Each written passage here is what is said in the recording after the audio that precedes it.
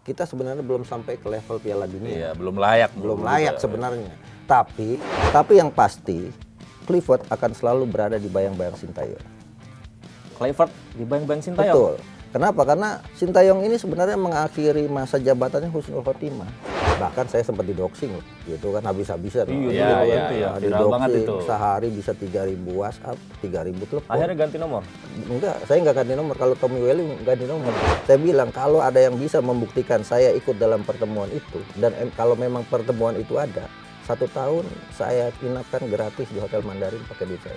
Semua juga pasti punya ekspektasi itu. Cuma permasalahan saya ini agak ragu gitu. Ah, nggak boleh ragu, Bang. Enggak. Optimis. Bukan, ragunya kenapa? Ragu karena Patrick Clifford atau? Bukan, karena saya ingin mengatakan bahwa kekuatan uang ini sangat besar juga untuk mempengaruhi orang lolos Piala Dunia. Emangnya Akmal itu siapa bisa menentukan pemain kan? Tom Hay. Sekarang kan kebugarannya masih ini setelah tidak bermain gitu kan. Bahkan lebih bugar Tom Lembong dibanding Tom Hay kan. Udah bebas. Dapat abolisi.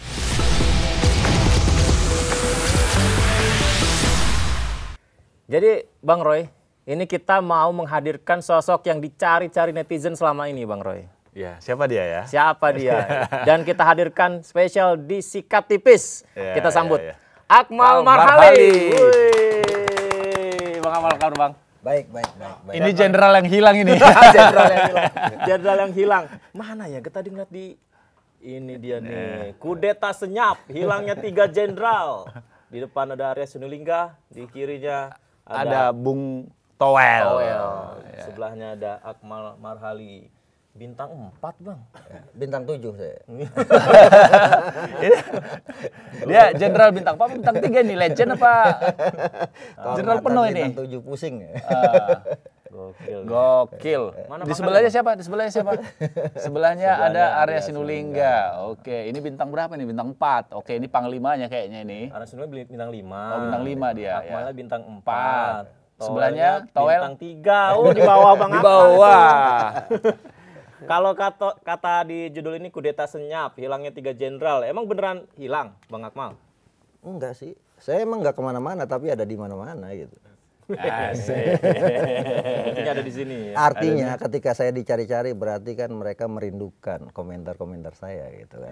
Hikmahnya di situ. Artinya memang hanya komentar Akmal yang ditunggu oleh para netizen kita ya, terkait dengan kiprah PSSI lah, timnas lah gitu.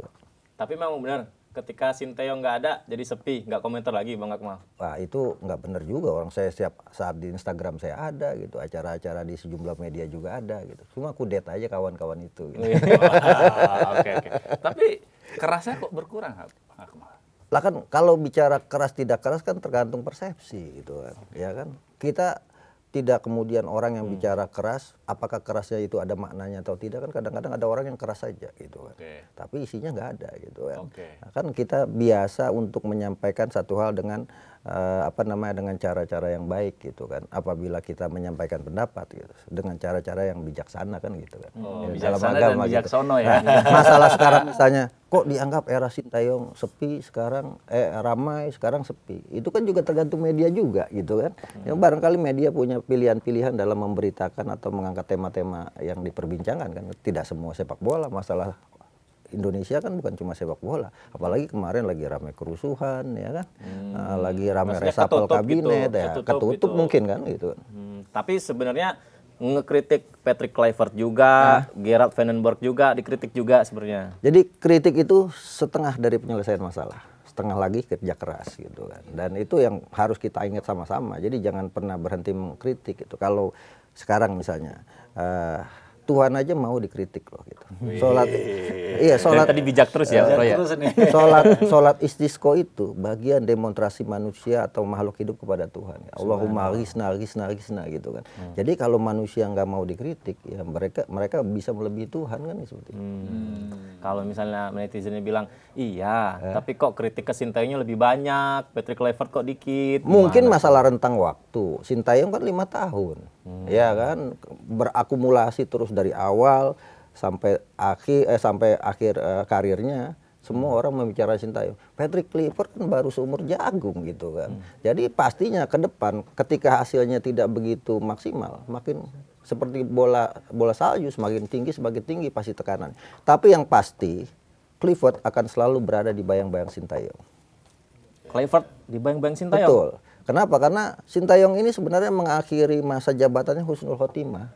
Wih, Menang 2-0 dari Arab Saudi dan itu akan jadi perbandingan terhadap setiap kebijakan dan langkah-langkah yang diambil oleh Kluivert, apalagi hasil pertandingan. di putaran keempat Arab Saudi ada juga lagi. Betul. Nah, itu yang akan menjadi pertaruhan. Sintayong sekali imbang lawan Arab Saudi, sekali menang lawan Arab Saudi gitu. Artinya Sintayong sekali menang, sekali imbang. Artinya Patrick Kluivert harus bisa setidaknya menang juga melawan Arab Saudi. Sintayong imbang lawan Australia, Kluivert Betul, Kalah. Kluivert kalah, telak lawan itu pun akan jadi perbandingan. Tapi sekarang gini, kalau bicara Sintayong gitu kan, dia 63 pertandingan, 27 kali menang, kemudian 15 kali imbang dan 21 kali kalah.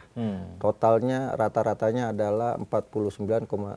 Gitu kan. 49,3%. 3%. Persentase kemenangan yang diraih oleh Sintayong. Kalau bicara misalnya overall, misal sekarang kan round 4 kita ketemu tim Timur Tengah. Sintayong dari 12 laga melawan tim Timur Tengah hanya 2 kali menang. Pertama lawan Kuwait di kualifikasi Piala Asia yang meloloskan kita. Kemudian yang kedua lawan Arab Saudi. Selebihnya 2 kali imbang, 3 kali imbang lawan Arab Saudi, imbang lawan Bahrain. Kemudian imbang lawan Palestina di laga uji coba. Selebihnya kalah, apalagi dengan Irak gitu kan. Artinya Timur Tengah masih menjadi momok buat sepak bola kita. Dan yang paling penting yang harus kita ingat saat ini adalah bahwa sejatinya sepak bola kita levelnya belum nyampe dunia, tapi di upgrade atau dengan cara dikarbit gitu. Di upgrade lewat jalur shortcut dikarbit untuk bisa lolos ke Piala Dunia dan ada kesempatan gitu kan. Ketika ada kesempatan ya harus kita ambil. Cuma kita juga harus realistis. Sepak bola kita belum sampai level dunia gitu. Artinya ekspektasi kita juga jangan berlebih terhadap tim nasional kita gitu. Ini ekspektasi karena Patrick Kluivert yang jadi pelatih atau karena ST sudah dipecat? Ya, yang pasti nama STY akan selalu ada di bayang-bayang ada di hati pecinta sepak bola Indonesia. Kemarin terakhir saya nonton kualifikasi Piala Asia U23 saja, setelah pertandingan orang meneriakan Yelya Sintayong. Kerinduan terhadap Sintayong itu sangat tinggi. Jadi tapi kalau menang sih enggak sih. Betul. Kayaknya. Nah, itu dia ketika Sintayong waktu itu menang 2-0 lawan Arab Saudi, itu kan momentum. Tiba-tiba dia dipecat. Artinya gini, kalau cerita saya lagi sayang-sayangnya dipisahkan. Jadi sakitnya itu di sini. Untuk fans-fans setia. Tapi kalau untuk Abang Merhali itu sakit nggak? Buat saya sih keluar masuk pelatih itu biasa gitu di sepak bola. Pelatih-pelatih besar juga tidak luput dari pemecatan gitu. Bahkan Roberto Mancini di Arab Saudi yang luar biasa sekali ketika menangani Italia dipecat juga sama Arab Saudi gitu. Diimbangi Indonesia itu. Betul. Gara-gara Sintayong itu. Betul. Karena kemudian juga misalnya Graham Arnold Australia dipecat juga tuh gitu kan. Artinya jadi melatih Australia Arab Saudi ya. Betul. Atau Erik ten Hag lah.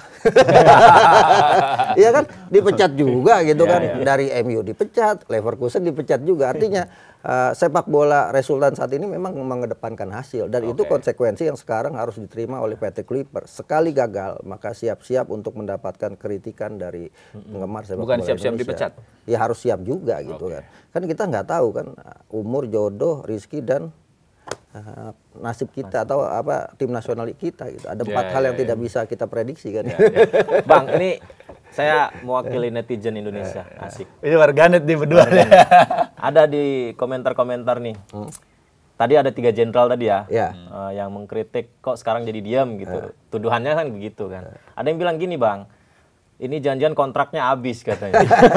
Jadi ada orang-orang, oknum-oknum yang dituduh memang menyiapkan orang-orang di balik ini untuk menyudutkan Sintayong terus. Nah itu benar nggak tuh Bang? Dulu ada ketika eranya Sintayong ada gitu. Nggak Sintayong nggak cuan. Nggak Sintayong nggak cuan. Sekarang nggak Kluivert nggak duit gitu kan. Jadi ya serba salah gitu kan. Ketika kita mengkritisi ada saja orang yang berbeda pendapat. Tapi menurut saya perbedaan pendapat itu biasa saja gitu kan. Apa namanya, buat saya itu bagian dari demokratisasi olahraga lah, sepak bola kita gitu kan.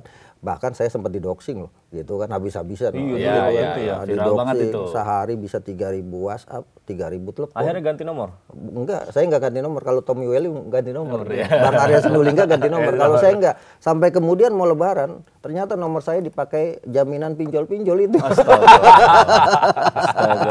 Banyak yang nelponin gitu. Iya, kata kawan-kawan kenapa nggak lapor? Ya biasa lah, kayak seperti ini gitu, perbedaan pendapat. Saya sih selalu merespon orang-orang yang mungkin berbeda pendapat kalau kemudian disampaikan dengan cara-cara yang baik. benar, Bi-ihsan lah, bahasa agamanya Berarti bi-ihsan. Kalau kemudian biasanya caci maki dan sebagainya, buat saya itu bagian dari mengikis dosa saya aja. Gitu. Berarti Bang Akmal sama sekali nggak ada yang membayar apa segala macam untuk mengkritik itu ya? Bahkan waktu kemarin pernah ramai dibilang saya ada pertemuan dengan Pak Ketua Umum PSSI Erick Thohir di Hotel Mandarin gitu kan. Iya, viral tuh. Sampai ramai sampai nyampe sekarang saya bilang kalau ada yang bisa membuktikan saya ikut dalam pertemuan itu dan kalau memang pertemuan itu ada, 1 tahun saya inapkan gratis di Hotel Mandarin pakai duit saya. Kira-kira uangnya emang udah cukup untuk 1 tahun nginapkan orang di Mandarin? Insya Allah cukup gitu. Kalau cukup, kita ada di garis kebenaran, saya pikir kita harus berani untuk menghadapi resiko-resiko yang terbesar. Jadi kalau kata bahasa sastranya Arab, kulil haqqa walau kana murran gitu. Katakan yang benar walaupun pahit kenyataannya. Ya. Berarti banyak duit Bapak ini. Bang, tadi kan ini Bang ya, saya boleh kan nanya apa? Boleh ya Bang? Bebas ini nanya nih. Tadi kita undang untuk di sidang. Tadi kan gitu ya, dituduhnya Bang Akmal nih, ternyata itu terbantahkan. Kalau saya boleh balik, kalau yang menyalah-nyalahkan orang yang menyudutkan Sinteyong, apakah ada dugaan potensi justru itu yang dikelola? Ya dunia sekarang tidak lepas dari itu ya. Sekarang kan ada. Jadi ada akun-akun medsos yang memang memuji-muji Sinteyong, memang bukan cuma ada di dunia, potensi nggak sih gitu? Ada aja potensi itu. Karena apa? Karena kan sekarang dunia kita banyak buzzer-buzzer, bukan cuma di politik, udah masuk ke olahraga juga gitu kan. Yang kemudian kita mengamplifikasi, mengclippers berita itu ada duitnya juga kan gitu. Jadi kalau saya bahkan orang-orang banyak yang menutup kolom komentarnya. Saya buka terus. Saya bilang saya bagi rezeki buat kawan-kawan yang mungkin ditugaskan untuk itu semua. Misalnya satu komentar sekian, satu komentar sekian, itu kan kita berbagi rezeki gitu kan. Tapi sejauh ini saya tidak pernah tuh dapat apa-apa gitu. Bahkan kalau orang bilang saya dibayar PSSI, buktikan kalau saya ada pernah uang sepeser pun yang ditransfer PSSI ke saya ganti 10 kali lipat. Ya, tapi kan nggak mungkin langsung dari rekening PSSI, Pak. Ya nggak apa-apa, mau dari rekening PSSI, kalau bisa dibuktikan saya pernah dapat transfer silakan. Kecuali saya dapat transfer dari sikat tipis nih karena saya hadir di sini. Itu kan beda ya kan. Saya juga bingung gimana. Ini gimana sih hitung-hitungannya nih? Saya juga bingung. Tapi memang ini eranya post-truth menurut saya. Era post-truth itu kan ketika kebenaran didiamkan akan jadi kesalahan. Dan ketika kesalahan atau kekeliruan yang diamplifikasi bisa jadi kebenaran. Satu contoh, saya pernah disampaikan bahwa saya menerima uang 5 miliar dari bandar judi itu kan. Videonya adalah video di acara Mata Najwa. Padahal yang ngomong di situ saya sebenarnya sampingnya, cuma dipotong Najwa Shihab saja. Jadi seolah-olah saya dapat, dan kemudian saya main di di Senayan Plaza ketemu teman, itu pendidikan menengah ke atas lah, orang menengah ke atas hidupan, artinya orang yang harus cerdas. Dia lu dapat duit dari ini 5 miliar, terus lu percaya gitu. Ya karena itu berita-berita yang diamplifikasi dan sebagainya, anonymous di dunia maya gitu kan. Saya pikir saya tuh gentleman, saya kalau bicara ya pakai nama saya gitu kan. Sehingga kemudian itu lebih menunjukkan karakter dan jati diri kita gitu. Kalau kemudian pakai nama Yudi ini sering pakai nama akun-akun bodong dia kan kalau komentar ya. Head speech. Tapi katanya ntar nggak boleh tuh Bang Roy. Iya, karena satu orang satu akun. Saya setuju itu, dan saya pernah bicara dengan Cyberreskrim juga seperti itu. Misalnya orang-orang yang melakukan budaya doxing, saya pikir ini harus dihindari gitu. Bukan karena saya jadi korban, tapi nanti suatu saat ada orang yang diberlakukan seperti itu, ini kan sudah mengganggu privasi orang gitu kan. Dan saya pikir diancam anak saya gitu kan, istri saya mau dan sebagainya. Untungnya anak istri saya itu orangnya yang easy going aja gitu kan, karena dia udah terbiasa. Saya sejak 2010 kan sudah aktif mengkritisi sepak bola Indonesia, ancaman dan sebagainya udah biasa. Mereka di sekolah misalnya, bapak lu kenapa sih wah jadi korban bully, tapi dia mah nyantai-nyantai aja gitu kan. Apa namanya, tapi ini budaya yang nggak bagus di negara kita. Berbeda pendapat itu silahkan gitu kan. Yang penting saling menghormati dan menghargai perbedaan itu. Super sekali. Saya berbeda pendapat misalnya dengan Pak Erick Thohir atau Pak Yudi, atau dengan Toel saya pernah berbeda pendapat juga kan. Tapi kan kita tetap saling menghormati. Sama Arya Sinulinga saya juga sering berbeda pendapat. Tapi ketika perbedaan itu kemudian apa namanya direspon secara positif kan akan jadi baik gitu. Nggak selamanya sama pendapat itu baik ya. Betul. Kadang-kala kita butuh sesuatu yang berbeda untuk lebih maju gitu. Iya, dan penting itu. Kayaknya kita nih ngomongin politik nih. Siap-siap nih jadi anggota dewan nih. Kita tetap ngomongin olahraga. Jadi menurut Bung Akmal, reshuffle kabinet Prabowo tuh gimana? Ya kan, ada juga ujung-ujungnya kan teman Abang kan itu Erick Thohir kan udah di Menpora nih sekarang nih. Pinter nyambunginnya. Iya. Bagus. Tapi saya tuh sebenarnya dari eranya Pak Jokowi saya menginginkan bahwa Menteri Mentoranya Olahraga Erick itu Thohir sendiri. gitu? Enggak, Menteri Olahraga itu sendiri itu yang pertama. Kenapa Menteri Olahraga sendiri? Karena olahraga itu sekarang bukan cuma sekedar kita keringatan atau bicara menang kalah.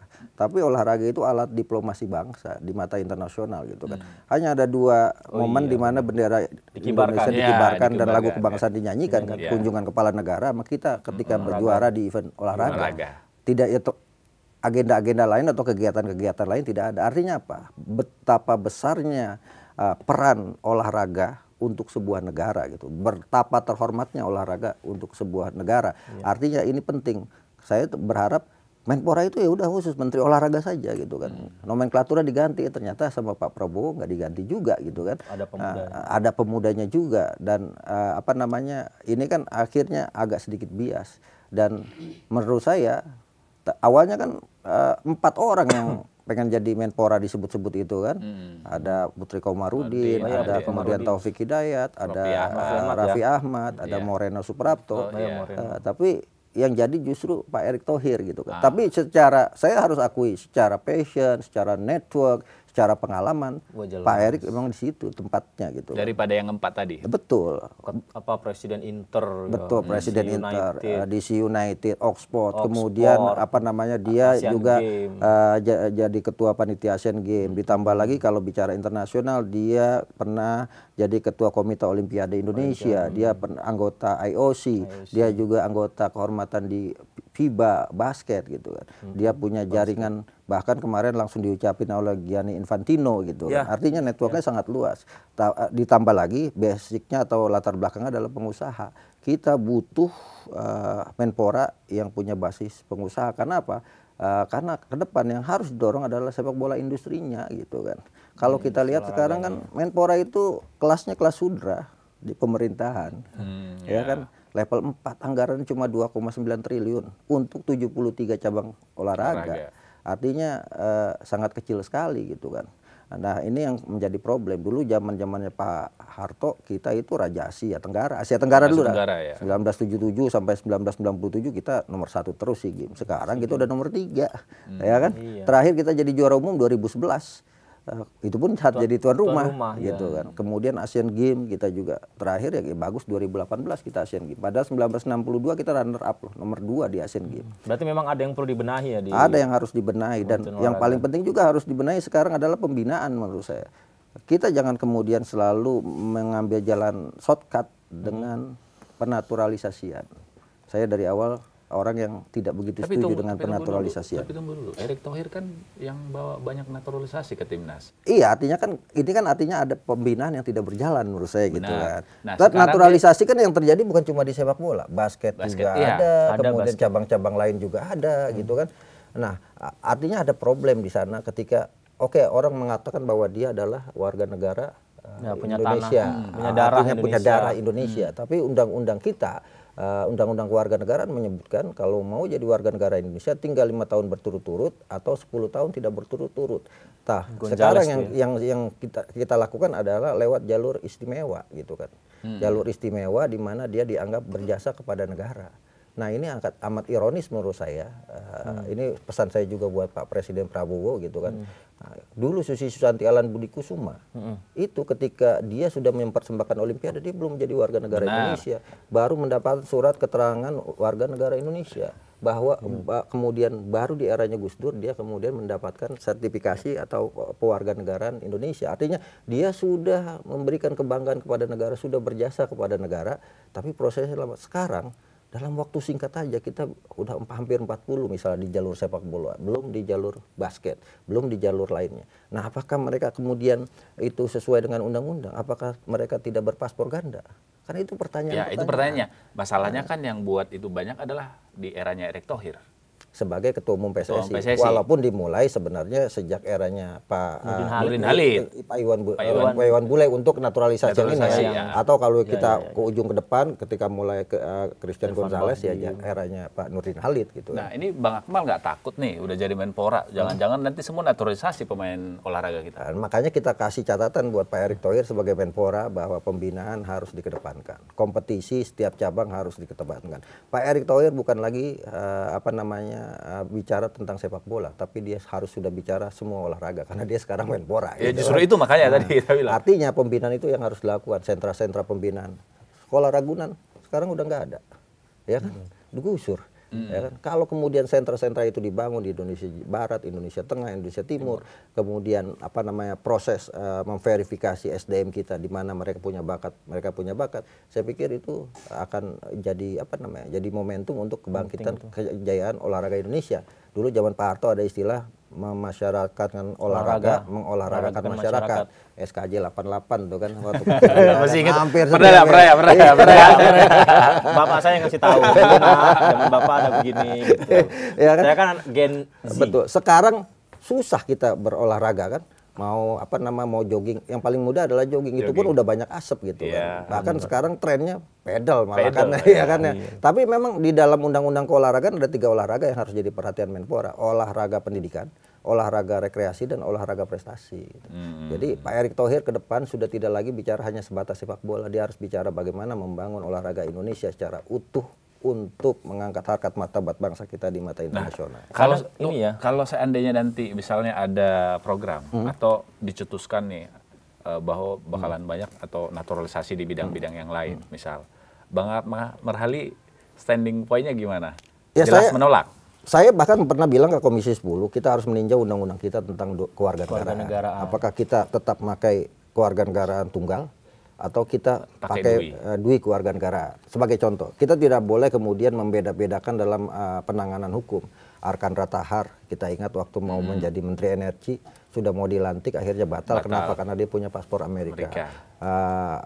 Bupati Ajuan Ulu yang di Nusa Tenggara Timur, dia ikut pemilihan, kemudian terpilih, dibatalin karena dia punya paspor Amerika Serikat. Nah, bagaimana dengan pemain-pemain Indonesia yang kabarnya misalnya ada pemain-pemain kita yang kemudian naturalisasi main di Eropa untuk menghindari pajak yang besar. Mereka pakai paspor Belandanya. Kenapa? Karena Uni Eropa. Kalau pakai paspor Indonesia kan pajaknya pasti besar karena di luar Uni Eropa gitu kan. Nah, itu pernah juga diakui oleh beberapa pemain naturalisasi kita. Dalam wawancara misal Ivar Jenner. Saya punya videonya. Ivar Jenner di Belanda diwawancara bahwa dia senang dan bangga sekarang punya 2 kewarganegaraan. Artinya apa? Artinya ada pesan yang tidak sampai kepada para pemain diaspora kita bahwa ketika mereka sudah menjadi warga negara Indonesia, maka mereka harus melepas paspornya dan Indonesia tidak mengenal dui kewarganegaraan. Artinya pesan itu tidak tersampaikan gitu. Wah, ini agak ini juga ya. Artinya ada pemain diaspora kita yang masih menggunakan 2 warga negara. Lihat aja kalau kemudian di misalnya Dan James itu masih Belanda tulisannya, ya kan? Terus Kelvin Verdonk masih Belanda di daftar-daftar itu kan gitu. Artinya belum berubah. JIC sudah berubah gitu. Tapi artinya gini, ini problem sebenarnya buat bangsa kita. Jadi kalau menurut saya DPR, Presiden harus meninjau kembali kalau kita mau memperbanyak diaspora kita untuk kemudian ikut menjadi bagian dari Indonesia, ya udah dui kewarganegaraan saja gitu kan, diubah undang-undangnya, itu lebih simpel dan daripada kucing-kucingan ya. Tapi idealnya sih pembinaan sih. Potensi anak-anak muda Indonesia kan bagus-bagus. Ya, dalam banyak hal tim nasional yang kuat itu lahir dari pembinaan yang hebat dan kompetisi yang sehat. Pembinaannya bagus, pasti kita akan menghasilkan pemain-pemain bagus. Kompetisinya sehat, pasti kita akan melahirkan tim nasional yang juga bagus. Diminum dulu. Minum dulu. Ada isinya nggak sih? Ada isinya? Ada dong. Oh, ada ya. Apa ini sih? Kopi. Kopi ya, dahsyat. Takut Tapi obat, emang kalau di takut obat tidur ini. jadi kita ini sebenarnya netizen yang bikin gambar 3 jenderal tadi loh. Kita nih yang bikin. Oh, pantes. Tapi saya seneng loh, gitu kan. Saya nggak marah, saya seneng. Justru saya makin populer gitu ini. Iya juga ya. Ada lagi yang terbaru, gitu kan. Pak Erick Thohir, Menpora. Gambarnya sekarang calon ketua umum PSSI saya bertiga tuh, ada saya, Tommy Welly, sama Justin Laksana. Walaupun isinya caci maki gitu kan, isinya caci maki gitu kan. Tapi ya saya seneng aja bacanya gitu. Jadi meme ya. Jadi meme. Betul betul. Tapi tunggu, kan itu emang mau jadi ketua PSSI, Bang? Wah, kayaknya bajunya kegedean. Jadi gini, pakai baju kekecilan nggak pantas, pakai baju kegedean juga nggak pantas. Jadi kita pakai baju yang sesuai dengan kepantasan kita gitu kan. Tapi ini nggak sih, Bang? Enggak. Kenapa nggak merasa Abang nggak pantas jadi ketua PSSI? Ya karena saya nggak punya network yang luas, kemudian nggak punya duit yang banyak gitu kan. Emang harus punya duit yang banyak jadi ketua PSSI, Bang? Oh pasti dong, karena bagaimanapun sepak bola kita kan masih butuh uang pribadi, uang pribadi PSSI juga, iya. Dan itu juga dikeluarkan misalnya, mohon maaf Pak Muhammad Iriawan, Pak Erick Thohir juga pasti mengeluarkan uang pribadi untuk kepentingan saya ingat Bang Roy, sepak bola. waktu juara Liga 1 PSM kalau nggak salah, nggak ada hadiahnya. Iya. Pakai duit pribadi Pak Erick Thohir. Iya, betul. Karena keuangan di pribadi. PT Liga Indonesia Baru ketika itu lagi kosong gitu kan. Dan problem-problem sekarang kan perlu uang, kenapa? Sekarang contoh nih. Persis Solo baru berapa pertandingan tuh udah menunggak gaji pemain, ya kan? Persis Solo punya siapa, Bang? Hah? Persis Solo Tadinya kan? punya punya Kaisang kan, gitu sekarang kan? punya siapa sekarang, Bang? Nah, sekarang katanya sudah lepas gitu Oh, kan. udah lepas. Karena mungkin Pak Kaisang lebih senang untuk ngurus gajah dibanding ngurus sepak bola. Ngurus sepak bola ya. Logonya ya. Asal jangan Logonya sepak gajah. bola gajah ya. Ngeri ini. Sepak bola Kita bisa ada tema lain nggak sih? sepak bola gajah. Bang, kalau Menpora itu boleh jadi ketua PSSI nggak? Saya buka-buka statuta PSSI ya. Di statuta Kan soalnya PSSI. di wawancara dia bilang ikut FIFA. Wartawan nanya lagi, Bapak mundur nggak? Ikut FIFA. Sampai dibentak tuh wartawan. Betul. Jadi saya udah mulai buka-buka statuta PSSI, ada pasal 42 ayat 4. Di situ disebutkan jika ketua umum PSSI berhalangan, maka wakil ketua umum yang punya pengalaman dan lebih panjang pengabdiannya kepada sepak bola, dia yang akan menggantikan posisinya. Tapi itu berhalangan, ya kan? Berhalangan kan itu meninggal dunia, sakit jiwa gitu, atau mengundurkan diri, ya kan? Jadi Menpora? Nah, tidak disebutkan. Saya lanjutkan pasal berikutnya. Di pasal berikutnya, apabila ketua umum berhalangan dan waktunya kurang dari 24 bulan, maka yang menjadi yang menggantikannya adalah wakil ketua umum dengan pengalaman dan pengabdian terlama di sepak bola dengan jabatan sebagai PLT. Pasal berikutnya, apabila ketua umum berhalangan, maka yang lebih dari 24 bulan, maka yang menggantikan adalah wakil ketua umum yang lebih berpengalaman dan punya punya waktu lama mengabdi di sepak bola. Artinya gini, sekarang Pak Erick kalau sekarang masa pengabdiannya masih 24. Ya kan, 24 bulan. Sorry, 24 bulan bukan 24 tahun, 24 bulan. 24 bulan kan 2027 kan, sekarang 2025, 24 bulan. Apakah dia udah 23? Kalau 23 digantikan oleh wakil ketua umum sebagai PLT. Tapi kalau di atas 24, maka digantikan wakil ketua umum dengan masa bakti paling lama plus pengalaman lebih banyak. Ini masa bakti di PSSI. Masa bakti di PSSI. Nah, ini terkait dengan statuta, tidak ada statuta PSSI tidak disebutkan secara saklek apakah kalau jadi menteri harus melepas jabatan. Statuta PSSI atau FIFA, Bang? Statuta PSSI. PSSI-nya. Gitu. Nah, di statuta FIFA ini saya balik. Di statuta FIFA juga tidak disebut secara implisit tentang itu, hanya diharapkan tidak rangkap jabatan di sepak bola. Di sepak gitu. bola. Di sepak bola, misalnya situ pengurus PSSI, situ jadi CEO klub, situ jadi bahkan jadi OB di klub juga nggak boleh. Karena dikhawatirkan terjadinya konflik of interest. Itu di statuta FIFA gitu kan. Jadi menghindari konflik of interest, tidak boleh rangkap jabatan. Statuta FIFA pun tidak menyebutkan secara implisit boleh atau tidak seorang ketua umum PSSI jadi menteri dan tidak melepas jabatannya gitu. Abu-abu ya. Abu-abu. Tapi di undang-undang negara kita, nah ini yang aturan negara gimana, Bang? Undang-undang negara, undang-undang SKN pasal 40 kemudian sekarang jadi undang-undang keolahragaan kan, nomor 11 tahun 2022. Di situ disebutkan bahwa pejabat negara tidak boleh rangkap jabatan untuk mengelola olahraga gitu kan, atau untuk terlibat di instansi-instansi lain. Termasuk diantaranya adalah ada juga undang-undang kementerian di pasal 23 bahwa menteri tidak boleh rangkap jabatan di instansi-instansi lainnya. Tapi faktanya kan, Waktu dia jadi Menteri BUMN dan Ketua PSSI ya. enggak, faktanya sekarang itu kan yang kemarin ramai kemarin ada wakil menteri atau menteri jadi komisaris, itu kan ramai kan? Oh iya, lebih Ya, ramai. Iya kan? Ya. Itu ramai. Banyak. Nah, sekarang adalah itu undang-undangnya ada, apakah diberlakukan kan tidak. Sekarang kalau misalnya Pak Erlangga wusu, Bang. Pak Erlangga wusu, Pak Listio Sigit sepeda. Pak Listio Sigit sepeda. Nah, kemudian siapa lagi ada Pak beberapa Presiden silat Pak kan? Presiden masih bina Iya, silat gitu silat kan. kan? Iya, artinya kan masih bersinggungan dengan olahraga. Artinya kalau kemudian undang-undang itu mau diberlakukan, ya tidak ke Pak Erik aja gitu. Cuma memang bedanya saat ini orang kemudian berwacana kenapa Pak Erik harus mundur, karena yang dipegang Pak Erik adalah sama dengan yang dipegang di PSSI, sama-sama olahraga gitu kan. ya. Dikhawatirkan terjadi kecemburuan sosial di sana kan. Karena Pak Erik ketua umum PSSI maka diprioritaskan sepak bola terus. Olahraga lain yang ada 72 lagi tuh, ya kan 72 golongan. Tapi yang masih kerja cuma satu. Anak kandung satu gitu. Anak tiri 72 gitu. Dikhawatirkan tidak mendapatkan perhatian lebih. Nah, itu kan yang dilakukan misalnya oleh Pak Zainuddin Amali. Ya kan? Iya, Pak Zainuddin mundur Pak karena itu Zainuddin ya, Amali pada saat lebih Menpora ya? memilih Iya. menjadi wakil ketua umum PSSI dan melepas jabatannya sebagai Menpora. Artinya sekarang tergantung kepada Pak Erick Thohir deh. dirinya masing-masing gitu kan. Apakah merasa mampu dengan rangkap jabatan atau dia lebih bijak untuk menyampaikan bahwa saya ingin fokus ke satu saja gitu. Atau yang paling menarik adalah siapa yang bisa melakukan kalau ingin terjadi perubahan ketua umum PSSI dengan posisi Pak Erick Thohir jadi Menpora.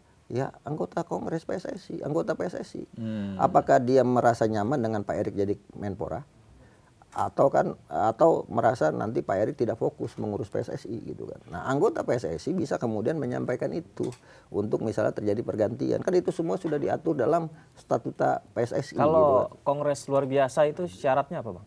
Kongres ada permintaan 2/3 dari 2/3 dari anggota. anggota PSSI untuk terjadi kongres luar Berarti biasa. termasuk yang Bang Kamal biar sampaikan tadi, kalau misalnya nggak nyaman ini disampaikan, itu bisa saja. Bisa saja terjadi asal 2/3 misalnya anggota minta Pak Erick biar fokus ke Menpora sehingga kemudian harus ada pergantian ketua umum PSSI. Tapi di statuta itu kan disebutkan kalau 24 bulan gitu kan. 24 bulan ke atas maka wakil ketua umum menyelesaikan sampai masa tugas. Kalau kemudian di bawah 24 bulan maka wakil ketua umum jadi PLT untuk menggelar kongres luar biasa. Kalau wakil ketua umum yang Siapa mana, Bang? yang mana sekarang? Ya kalau kira-kira? bicara sekarang ada Dari dua, segi ini, ada Zainuddin Amali, ada Ratu Tisa. Ratu Tisa. Gitu. Nah, Kalau dari- bicara ketua lebih tua Pak Zainuddin Amali dong secara umur. secara umur. Iya. Kalau bicara Secara cantik, pengalaman? Ratu Bicara, Tisa. nah, iya. tuh. Bicara Dia kan cantik, cewek Ratu maksudnya. Tisa. Pas dia cantik. Iya. Bicara ganteng Pak Zainuddin Zainuddin Amali. Amali. Ganteng Iya. Zainuddin Amali. Itu nggak bisa diperdebatkan. Ya, Karena dua-duanya hanya beda. dua-duanya cewek dan cowok ya. Tapi secara pengalaman. Secara pengalaman kan ini yang kemudian bisa jadi sumir, bisa jadi Pak Zainuddin Amali dia kan dulu bercerita bahwa dia sejak kuliah sudah jadi pengurus sepak bola gitu kan. Oh ya, Pak Ya, Zainuddin. tapi kan terbukti dari ininya kan harus Iya, ada dari SK-nya kurikulum vitae-nya kan, Iya, ya kan, CV ya. CV-nya gitu. Pak Ratu Tisa sudah kelihatan sejak tahun ya 2012 ke atas kan, Iya, dia udah 2012. kelihatan juga kan muncul di sepak bola, baik itu sebagai sekjen, kemudian sekarang wakil ketua umum PSSI. Cantik lagi ya. Cantik lagi. Tinggal kan bagaimana aturan yang pasal 42 ayat 4 itu diterapkan Iya. gitu kan. Siapa yang paling berpengalaman di antara dua itu gitu kan. Sementara misalnya Gen Z pasti menginginkan Ibu Ratu Tisa. Ya kan? Bahkan beberapa mohon maaf kan lagi naik terus nih Ibu Ratu Tisa kan, calon ketua umum PSSI gitu kan. Pak Zainuddin Amali mungkin pemilik suara lebih melihat ininya apa namanya lebih sudah punya wise lah, bijaksana lah karena usianya sudah lebih matang gitu kan bisa. Iya, bijaksana, uang juga banyak. Betul. Nah, yang menarik adalah duit mulu nih. iya. Yang menarik juga sekarang kan udah mulai ada isu-isu mempersiapkan diri siapa yang akan menggantikan ketua umum PSSI. Ya kan? Ya kan? Bisa Gimana, Bang, jadi isunya, Bang? ya banyak juga gitu kan ada ya misalnya ada apa namanya tokoh-tokoh yang siap maju untuk jadi ketua umum PSSI gitu kan. Nah, kalau kayak itu jalur KLB. Ya itu jalur KLB, tapi kalau kemudian KLB tidak digelar, ya Pak Zainuddin Amali atau Disa yang naik jadi ketua umum PSSI. Itu pun kalau Pak Erik melepas jabatan. Tapi pikir saya nih, ini apa namanya cocok lagi saya. Pak Erik kelihatannya menunggu partai tanggal 8 sampai tanggal 11 kelihatannya. Di mana di situ menentukan Indonesia lolos Piala Dunia atau tidak. Oh ya. Anak ini saya cocok logi saya aja gitu kan. Sebulan lagi. Ya sebulan lagi gitu kan. Pasti dia akan minta pendapat-pendapatnya dari orang-orang terdekatnya dia dong gitu kan. Apakah dia harus fokus Menpora saja atau dia tetap pegang PSSI. Tapi Pak Erik ini adalah ketua PSSI kedua sepanjang sejarah Indonesia yang jadi Menpora setelah R. Maladi. Sebelum Pak Erik ada ya?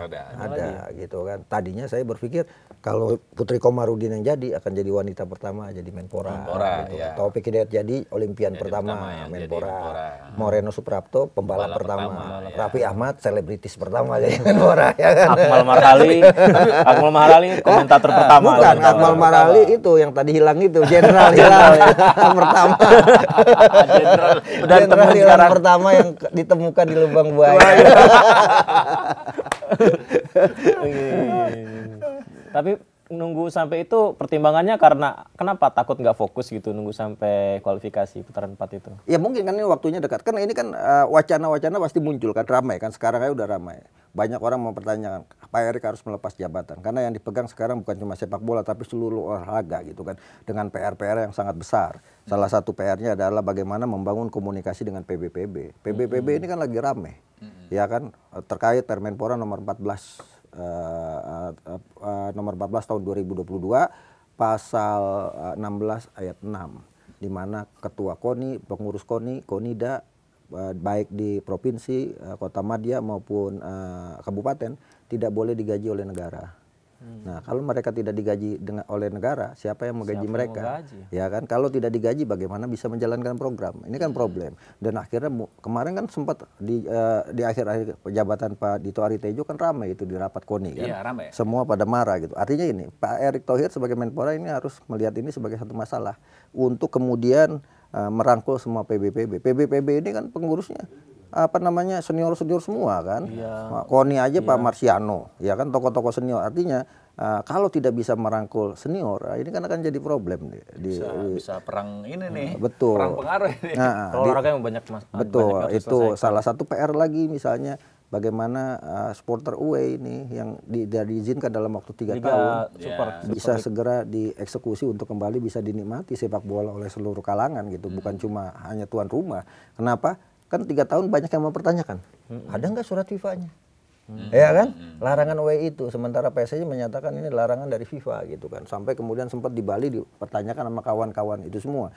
Nah, sempat saya dipertanyakan sebagai mantan tim gabungan independen pencari fakta kan rekomendasinya itu dari TGIPF. Jadi sebenarnya yang disampaikan oleh FIFA itu hanya untuk melakukan transformasi sepak bola Indonesia. Gak ada soal larangan away. Larangan secara implisit tertulis tidak ada gitu kan. Yang ada benahi juga supporternya, ya kan, benahi stadionnya, benahi supporternya, benahin pengelolaan kompetisinya gitu kan.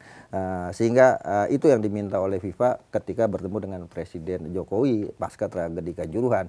Dan ini kan problem-problem yang harus dilakukan, termasuk impres pencepatan pembangunan sepak bola nasional kan juga hanya sekedar kitab suci yang eksekusinya tidak semua. Bahkan itu kan melibatkan 14 kementerian, Menteri Pendidikan mana, Menteri Kesehatan mana gitu kan. Yang kelihatan kan cuma PSSI sama Menpora gitu kan. Nah, ini kan PR-PR yang harus banyak PR-nya. Ya, termasuk itu minta anggaran lebih banyak. Sekarang Menteri Pertahanan itu pertahanan 169 triliun. Bahkan sekarang minta Pak Sapri Samsudin minta 178 triliun dinaikkan kan. Iya. Nah, olahraga 2,9 gitu kan.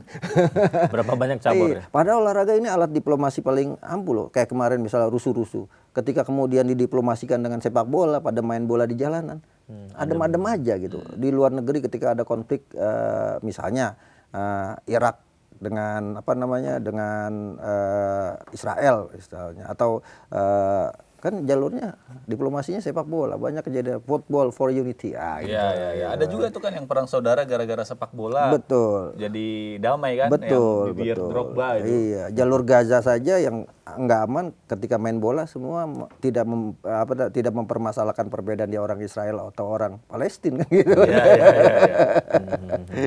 Kalau bicara soal sepak bola sih, saya pengen kita ke Piala Dunia, Bang. Siap.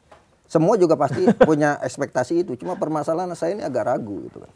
Nggak boleh ragu, Iya, Bang. enggak. Optimis. Bukan, ragunya kenapa? Ragu karena Patrick Kluivert atau? Bukan, karena ada permasalahan-permasalahan non teknis yang harus kita siapkan secara mental. Yang pertama, ini kan babak keempat ini digelar di Arab Saudi dan Qatar. Tuan rumahnya mereka. Mereka tuan rumah, dua-duanya Timur Tengah. Sponsornya Iya. dari Arab Saudi. Qatar. Dari Qatar Qatar, gitu ya. kan. Artinya secara non teknis Qatar dan Arab Saudi sudah memesan 2 tiket untuk ke Piala Dunia gitu. Habis secara dong, non habis teknis. dong, ya. Tinggal Sisanya babak ke putaran 5. putaran kelima gitu kan. Nah, sekarang adalah jadwal juga. Kan jadwal kan merugikan Indonesia. Indonesia main dulu lawan Arab Saudi di tanggal 8, tanggal 11 melawan Irak. Arab Saudinya istirahat. Arab Saudi tunggu capek Irak baru main lawan waktu itu Irak gitu kan. Lobby ya? Erick Thohir ngelobi. Betul. Tapi beda jam ya?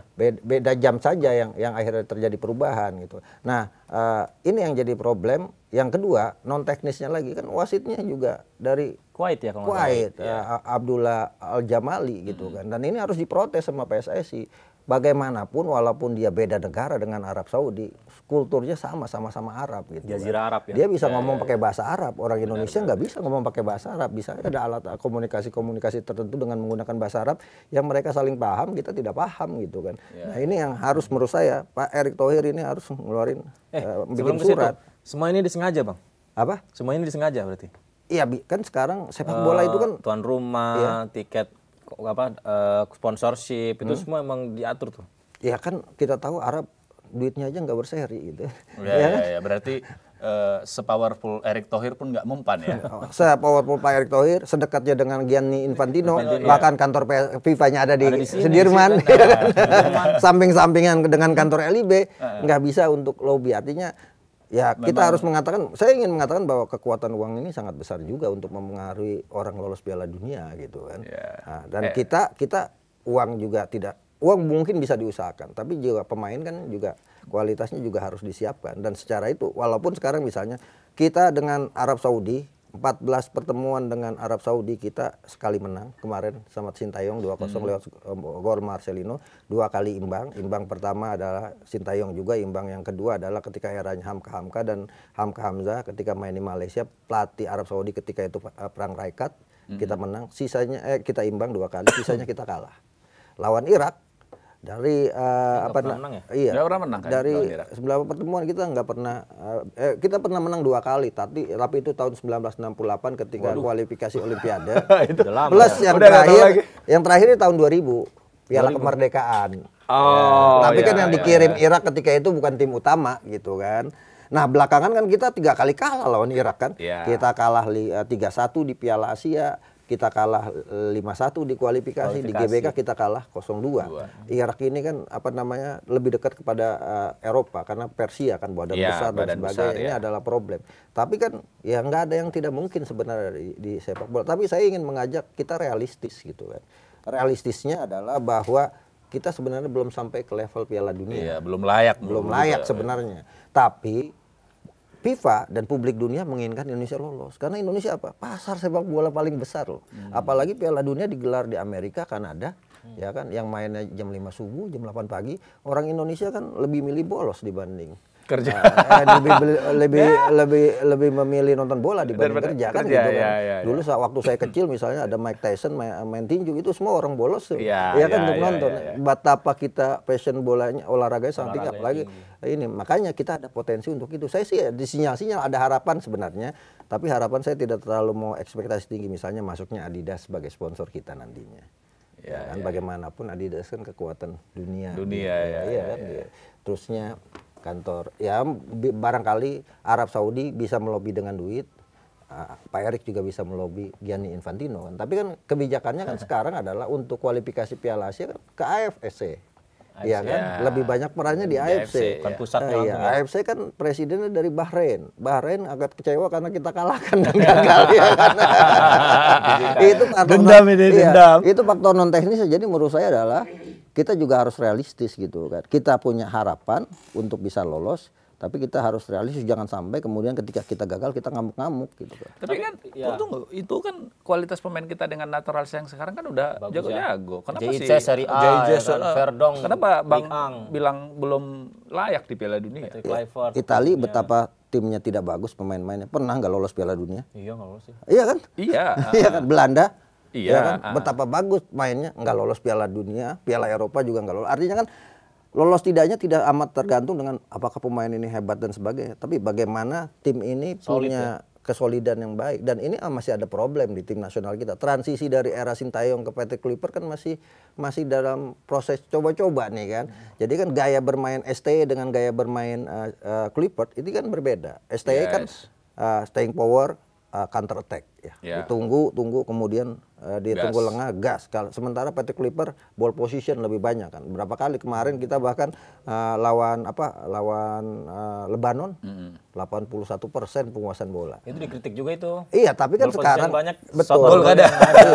Sekarang kan gitu. Sekarang sepak bola resultan. Nggak penting itu ball position. Yang penting cetak gol. Nah, ini problem kita. Tidak ada hadiah untuk permainan indah. Betul. Dan ini problem kita. Kita tidak punya striker yang mumpuni pasca oleh Romani cedera ya kan. Sekarang misalnya pengganti Mauro Zilstra kemarin banyak peluangnya, nggak bisa lawan Lebanon. Kemudian Ramadan Sananta juga tidak begitu efektif. Bahkan ketika pakai Paulsen dengan memasukkan Eliano Reinders juga tidak begitu efektif. Marcelino Ferdinand tidak juga begitu efektif. Masih ada problem yang harus dibenahi oleh. Ada masalah, ya. Salah satu problem yang paling besar sebenarnya bukan kualitas pemain, mentalitas pemain.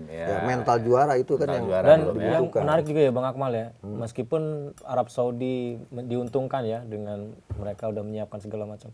Uji coba mereka loh. Kemarin menang kan lawan Makedonia apa ya? Betul. Ya. Mereka uji cobanya serius loh di jelang putaran 4 ini. Iya, kita juga sebenarnya uji cobanya Emang kita nggak serius Bang uji cobanya? Dua kandang lawan Taipei sama itu imbang dan menang. Iya kan tadinya kita lawan Kuwait gitu kan. Lawan anak klub. Kalau lawan gitu. Taiwan kita menang 8-0 wajar kan. Taiwan itu kelas Brunei Darussalam. Iya. Tarkam lah. Brunei Darussalam, Timur Leste itu kelas Taiwan gitu. Nah, jadi kalau kita uji coba, memang harapannya kita kan kita bisa uji coba dengan Iran. Iya, Iran. Ya kan, misalnya untuk melihat bagaimana kekuatan Irak gitu kan dengan misal Yordania. Ya kan, atau siapa yang sudah lolos Uzbekistan misalnya kan. Kita kan harapan itu. Cuma kan permasalahannya juga pelatih bisa melihat kalau kita uji coba dengan tim yang di atas level kita kalah, mental kita drop. Ya kan, makanya diimbangi dengan cari yang lemah biar menang, sampai cari yang sedang-sedang dikit yang bisa kita menang tipis-tipis yang gitu sedang kan. Imbang. Iya. Libanon. Jadi masih sebenarnya saya melihat masih ada problem. Jadi saya tuh tidak berekspektasi terlalu tinggi. Harapan itu ada gitu kan. Jangan pernah berhenti berharap kan seperti itu. Tapi kita juga harus realistis. Level kita belum sampai untuk Piala Dunia. Piala Asia aja belum bisa kita lewatin. Paling banter kita lolos kan babak 16 besar kan, babak knockout. Itu pun langsung gagal. Kemarin di Sintayong juga gagal. Kita kalah dari dari Australia langsung kan dengan skor besar juga 4-1 waktu itu. Ya. Sebelumnya kita juga tidak begitu baik di Piala Asia juga. Jangankan itu, Piala AFF, ya? Jangankan gitu, Piala AFF yang dibilang Piala Ciki sama kawan-kawannya kita nggak pernah juara, ya kan? Ya waktu itu pemainnya belum lengkap, pemainnya bukan pemain-pemain yang sudah Ya kan kalau Piala. Tapi kan itu katanya jebakan Batman dari Bang Akmal dan Erick Thohir dan kawan-kawan itu kasih pemain yang itu kata netizen ya. Iya. Supaya dipecat ya. Emangnya Akmal itu siapa bisa menentukan pemain kan? Lah itu makanya kan soalnya ini gerakan jenderal-jenderal yang hilang tadi. Tapi kan yang saya tahu misalnya itu keinginan Sintayong untuk menggunakan pemain-pemain muda. Mungkin juga kan STI akan berpikir kalau gue pakai pemain muda, gue menang, gue juara, itu akan naikkan nama gue gitu. Tapi kalau kemudian seandainya gagal, ya wajar anak-anak muda semua yang main. Kalau kan bisa seperti itu juga. Dia yang milih apa ini nih udah di yang milih kan pastinya Sintayong yang milih kan. Karena yang saya dengar juga sebenarnya diserahkan tuh mau Ramadan Sananta, Rafael Strike kalau mau diikutkan akan Ramadan Sananta, kemudian pemain-pemain yang Liga 1 kan banyak yang nggak main. Tapi Sintayong kan milih pemain-pemain usia 23 lebih banyak gitu kan. Kalau yang ini Bang Amal, Vandenberg. Vandenberg pemain pilihannya loh, tapi nggak ada Jenner. Iya problem kan dibandingin STY timnas U23-nya bisa sampai lolos semifinal di sekarang Piala kan Asia. gini, Rafael Strike juga udah mulai turun kan. Pasca dia pindah ke Brisbane Roar tidak banyak main. Sekarang main di Dewa United dan juga tidak banyak main juga gitu kan. Strikernya nih misalnya. Nah, yang menurut saya Gerard Vandenberg juga sama Patrick Kluivert. Dia juga masih harus beradaptasi. Dia tidak punya waktu juga. Dia kan langsung main Piala AFF langsung main tanpa ada uji coba.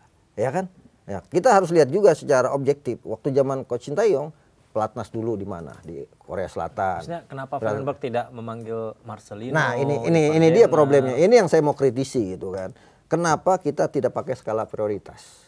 Ketika tampil di kualifikasi Piala Asia, oke lah Piala AFF dianggap Piala Ciki kan. Kualifikasi Piala Asia kenapa kita nggak pakai skala prioritas? Misalnya Nathan Choaon, Ivar Jenner, Marcelino.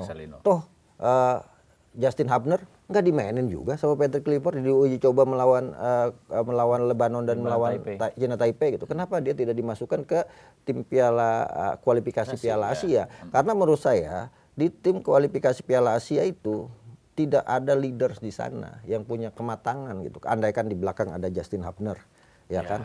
Ada kemudian di tengahnya ada Nathan Choaon, ada Marcelino Ferdinand gitu kan.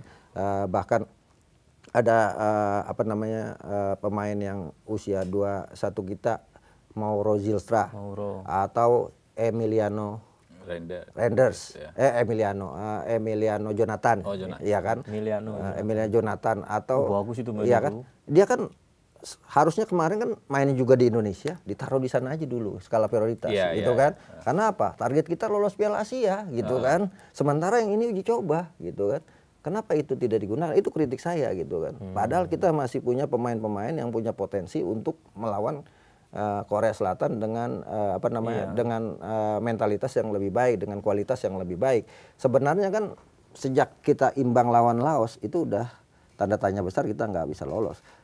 Dan ditambah lagi ketika kita berada satu grup, saya ingin mengatakan bukan ini ya, ingin mengatakan kenapa kita kemarin lolos Piala Asia waktu era Sintayong. Hasil undian juga berpengaruh. Kita waktu kualifikasi lawannya Turkmenistan dan China Taipei waktu itu kan, ya kan, yang levelnya di bawah kita. Nah sekarang kita satu grup dengan Korea Selatan. Berapa kali kita nggak lolos Piala Asia U23 karena kita satu grup kalau nggak Jepang, Korea Selatan, Australia. Gitu kan, sehingga kita tidak bisa lolos karena yang lolos hanya satu tim. Tapi kemarin kalau Laos bisa menang, bisa lolos. Ya kalau lawan Laos bisa, lawan Laos bisa menang, setidaknya lawan Korea Selatan kita juga bisa imbang misalnya. Ada potensi ke arah sana karena kita tidak ada beban. Kemarin kan kita ada beban harus menang lawan Korea Selatan. Sehingga kemudian permainan tim tidak begitu maksimal. Walaupun penguasaan bola lagi-lagi milik Indonesia 51% berbanding 49% kan. Nah, tapi kan itu kan tidak kemudian dijadikan acuan bahwa kita itu unggul dari Korea Selatan. Bagaimanapun Korea punya mentalitas itu loh, juara yang kita belum punya. Yang gitu akhirnya netizen tuh membandingkan giliran Sintayong memilih pemain tapi sampai semifinal, giliran Vandenberg memilih pemain salah, nggak ada yang kritik, kesannya begitu. Dan waktu itu Bang Akmal bilang stay out kan.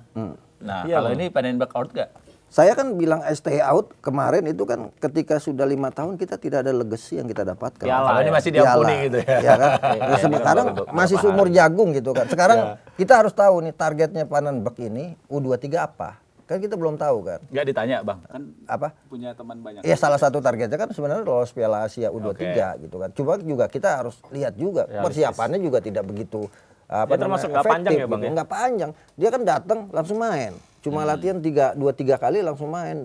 Latihan 2-3 kali langsung main. Artinya ada persiapan yang tidak begitu matang, sementara pemain Indonesia itu belum bisa kalau persiapan singkat seperti negara-negara Eropa gitu kan. Nah kalau mau bicara misalnya Sintayong menang lawan Korea Selatan gitu kan. Penalti. Lewat adu penalti. Sepak bola kan butuh hoki juga. Itu yang saya sering Berarti dikata-katain sekarang sebenarnya juga. SDE itu menang hoki. Ya, termasuk Gerard Pannenberg tidak hoki. Tidak berarti hoki. Kan? Ya kan? Tapi ada hoki caraka. Hoki Iya, caraka gimana main. itu? Hokinya juga nggak hoki gitu. Udah namanya hoki. Ini kan nggak gini, hoki, ya? orang salah tafsir. Orang menganggap bahwa hoki itu kita duduk leyeh-leyeh, tahu-tahu dapat apa yang kita mau, itu salah gitu. Tapi dia bagus kok. Dalam Islam nih, dalam Islam itu kata-kata ulaika humul muflihun dengan segala terjemahannya. Palaha itu, muflihun itu, kan itu artinya beruntung. Hoki itu disebutkan 49 kali. Gitu, kita kerja keras, kita ini dapat keberuntungan. Maka kita dapat apa yang kita mau. Tapi ada juga yang kemudian sudah kerja keras nggak dapat apa-apa juga kan gitu kan. Artinya kita tidak dapat keberuntungan di sana. Jadi keberuntungan itu sebenarnya hak istimewa yang diberikan Tuhan kepada orang-orang tertentu. Bukan hoki itu kita dudukin. Jadi kalau saya bilang Sintayong hoki, Sintayong punya keistimewaan di mata Tuhan gitu kan. Ikhtiarnya ya, Bang. Iya lagi ya. Ikhtiarnya. Iya, itu yang salah diterjemahkan oleh netizen kita gitu kan. Jadi sebut nyampe sekarang tuh hoki enggak tuh, Pannenberg hoki enggak. Semua orang punya hokinya masing-masing gitu. Semoga saya banyak hokinya juga. Amin. Amin. Tapi nggak mau seperti hoki caraka kan? Hoki caraka bagus. Mainnya bagus loh. Waktu Terakhir lawan Korea Selatan. Lawan Korea Selatan. Walaupun nggak nyetak gol ya. Betul. Lawan Korea Selatan yang saya lihat bagus mainnya hoki caraka dan kiper. Jangan lupa Iya. apa namanya Cahya Supriyadi. Kalau bukan Cahya Supriyadi kita kebobolan banyak gol. Tapi saya melihat gini, saya nonton sama Coach Widodo Cahyono Putra gitu kan di Sidoarjo. Dia bilang, apa bedanya pemain Indonesia dengan pemain Korea Selatan? Pemain Korea Selatan itu sudah menghilangkan egonya. Jadi dia bermain sebagai sebuah tim. Kalau kita masih mengandalkan ego kita, giring sendiri gitu kan. Kemudian ada momen-momen yang harus diumpan, tidak diumpan. Nah ini problem sepak bola kita gitu kan. Nah problemnya ada di mana? Di pembinaan. Ketika pembinaannya tidak berjalan sesuai dengan filosofi bermain sepak bola kita, maka kedepannya ya waktu STI bilang passing-passing tidak begitu bagus dan sebagainya gitu kan. Kiper main seperti kedebong pisang, diam aja gitu kan. Yang kritik-kritik awal dia, ya karena faktanya di level grassroots latihannya masih semacam itu. Dan itu yang harus dibenahi gitu kan. Jadi menurut saya sekarang ada level di mana kita punya harapan di tim nasional, tapi jangan lupakan pembinaannya. Jadi PSSI sekarang di bawah Pak Erick Thohir, apalagi sekarang jadi Menpora, harus fokus membangun pembinaan usia muda kita gitu. Ya, akademi jalannya, betul, kompetisi usia muda, kerjasama dengan swasta gitu kan, sehingga kemudian industrinya jalan, pembinaannya juga jalan gitu. Liga Putri juga belum ada. Betul, Liga Putri bahkan ini tadinya tahun 2025 diundur lagi gitu kan. Artinya apa? Belum ada kemauan kita untuk melihat sepak bola putri ini sebagai bagian dari prioritas membangun sepak bola. Masih dianggap anak tiri lah gitu kan. Sampai kemarin waktu kualifikasi Piala Asia kan saya nonton di ini. Direntangkan tuh tim nasional putri kan. Timnas putri butuh kompetisi ya gitu kan. Kan sempet ramai juga tuh karena ditarik itunya kan. Disuruh gulung Pak. Iya. Suruh gulung. Kita balik lagi nih soal peluang di putaran keempat. Kalau misalnya putaran keempat kita peringkat 2 apa ya? Peringkat 3 ya? Bisa ke putaran kelima, berarti lawan Bolivia gitu ya? Tapi kunciannya gini, kalau kita bisa sekali menang, sekali imbang kita lolos. Sekali menang, sekali imbang. Sekali imbang kita lolos. Lolos langsung. Langsung. Ke ke Piala Dunia. Tapi kalau kita sekali menang, potensinya ya kita ke babak kelima gitu kan. Jadi kunciannya itu ya, harapan saya Arab Saudi kan juga tim nasionalnya lagi nggak bagus-bagus juga, walaupun menang lawan Macedonia kan susah payah juga dia kan. Ya, kenapa? Udah full tim. Ada problem sebenarnya yang dihadapi Arab Saudi saat ini. Tim nasionalnya nggak seperti dulu. Kenapa? Karena terlalu eksodusnya pemain-pemain asing di sana kan. Iya, pemain tim nasional Arab Saudi sekarang lebih banyak jadi pemain cadangan di timnya, di klubnya. Gara-gara Ronaldo ya. Iya, gara-gara Ronaldo CS datang ke sana. Artinya apa? Saya ingin mengatakan problem ini juga akan dihadapi oleh Indonesia ke depan dengan 11 pemain asing. Iya kan? Iya. Sekarang kan? udah gitu. Nah, sekarang orang tidak merasakan itu semua. Kenapa? Karena kita masih menggunakan diaspora. Iya kan? Sehingga kemudian nggak dilihat itu semua. Padahal itu akan membuat kompetisi tim nasional kita ini ini kualitas pemain tim nasional kita akan sangat rendah. Dan itu yang dialami Arab Saudi. Bukan mustahil Arab Saudi tidak akan lolos untuk pertama kalinya nih setelah ke Piala Dunia. Dan yang paling saya punya keyakinan Piala Dunia selalu ada kejutan. Moga-moga Indonesia bikin kejutan. Amin, amin, amin ya Allah. Walaupun secara ini belum layak. Ya, tapi kan gini, Islandia kan bisa bikin kejutan. Iya, Islandia tuh. Iya kan?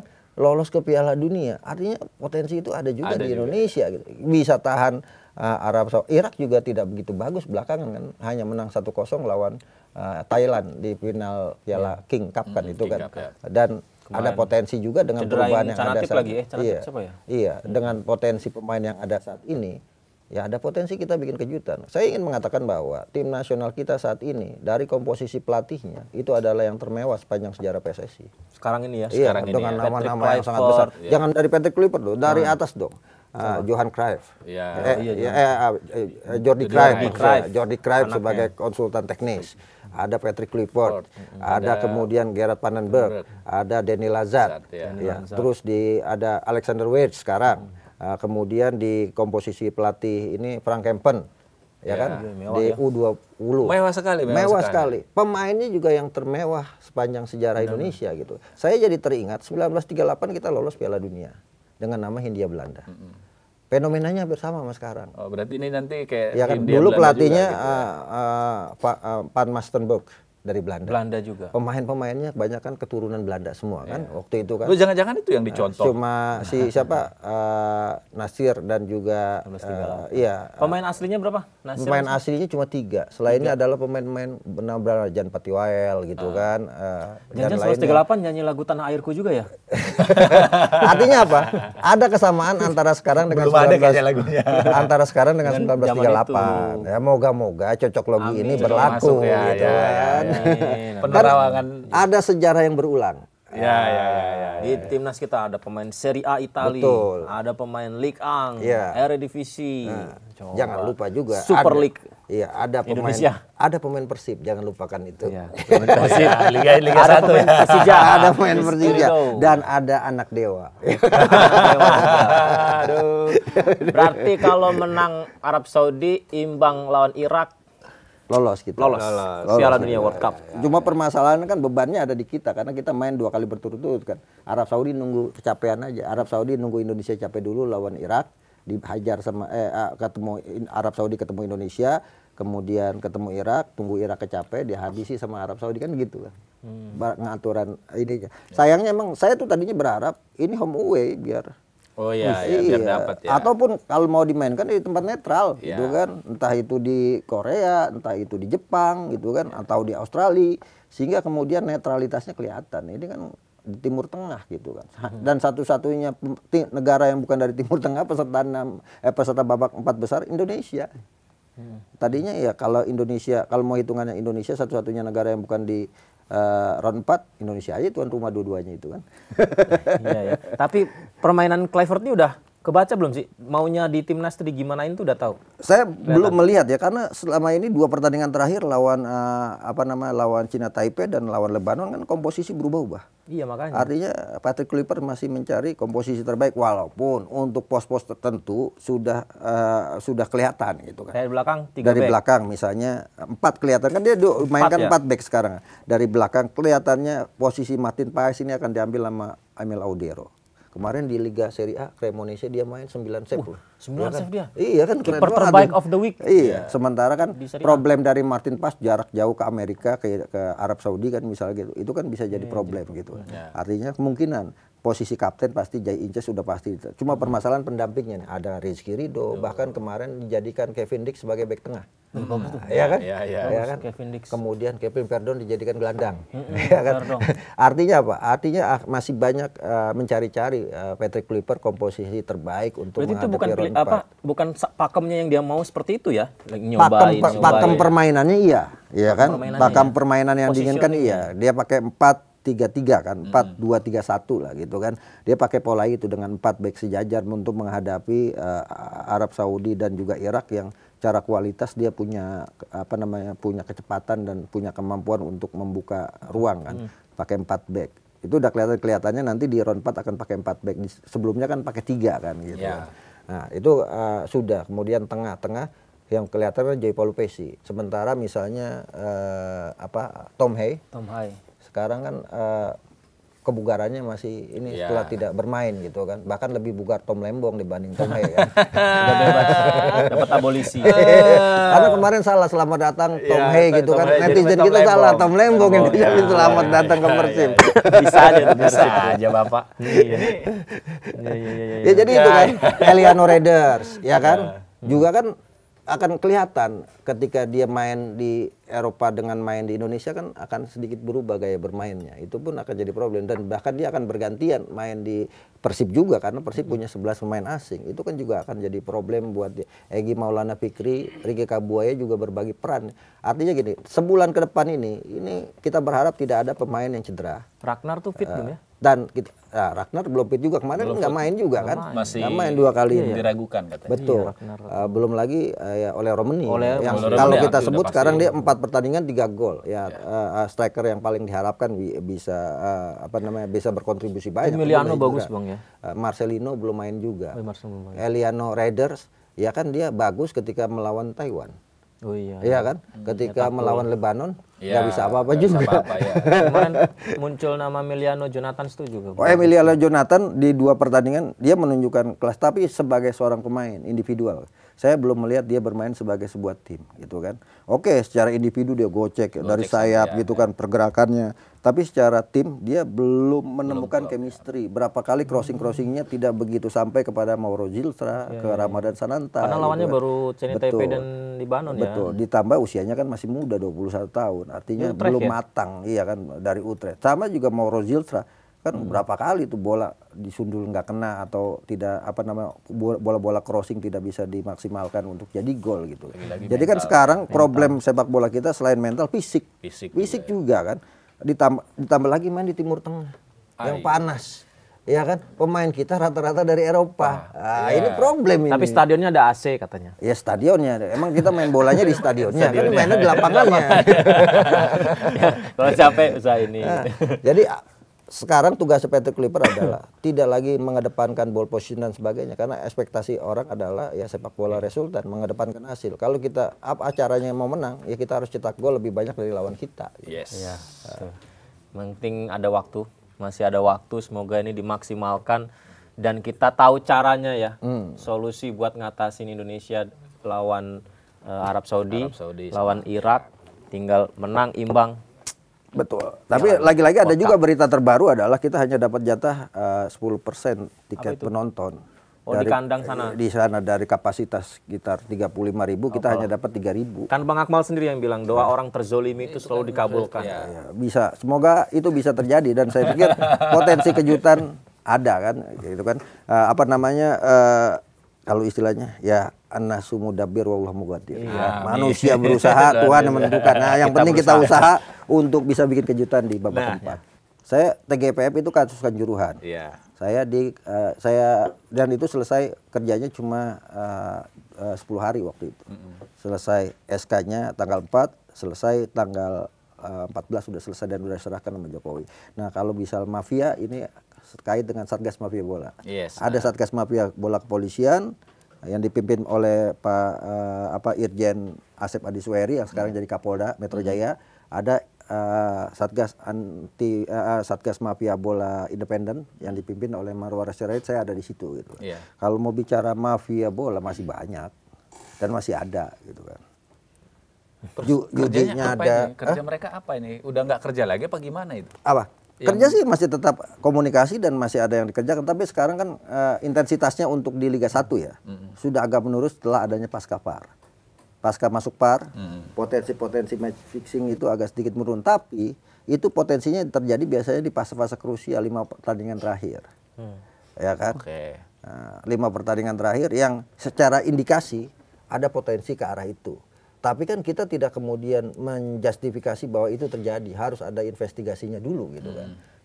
Misal tiba-tiba Arema yang menang 5-0 lawan PSS Sleman, di kandang kalah 2-0 dari Semen Padang gitu kan. Ya kan, orang pasti bertanya-tanya ada apa nih gitu kan. Apakah kasih jalan ke Semen Padang untuk tetap bertahan, kan seperti itu. Ya kan, itu kan perlu ada investigasi juga yang dilakukan gitu kan. Dan juga harus ada barang buktinya. Kita juga nggak bisa nggak bisa kemudian emokan nih menuduh gitu kan. Kan kalau kita menuduh nggak ada buktinya itu kan jadi masalah gitu. Itu di Liga 1 gitu kan. Dan potensi-potensi itu bisa terjadi, apalagi ya mohon maaf ya, kita juga menurut saya kita harus antisipasi dengan membludaknya pemain asing. Kan match fixing itu bukan ini, bisa match fixing itu kan yang bermain bandar judi. Ya kan? Bisa juga bermain lewat pemain. Ya kan, misalnya pemain satu tim 11 pemain dari satu agen, kan bisa juga dikondisikan seperti itu. Artinya ini kecurigaan ini yang kita harus antisipasi gitu kan. Bahkan saya sering ngobrol sama pemilik klub, kalau bisa beli pemain jangan dari satu agen, kan bisa aja dimainkan oleh agen pemain itu sendiri. Ketika dia punya pemain depan, pemain tengah, pemain belakang, tinggal telepon pemain agennya, lu besok buka ya belakang, yang depan jangan cetak gol, yang tengah lepas, kan bisa seperti itu. Ya kan, dan itu potensi-potensi itu terjadi. Sebenarnya kan match fixing yang terjadi di kita bukan karena situs judinya, bukan. Orang yang masang judinya. Jadi dia masang untuk mengubah ininya gitu, untuk mengubah misalnya di situ pur berapa. Dia ubah yang ternyata yang online yang untungin dia sebagai petaruh di situ gitu. Dan sampai masuk lapangan.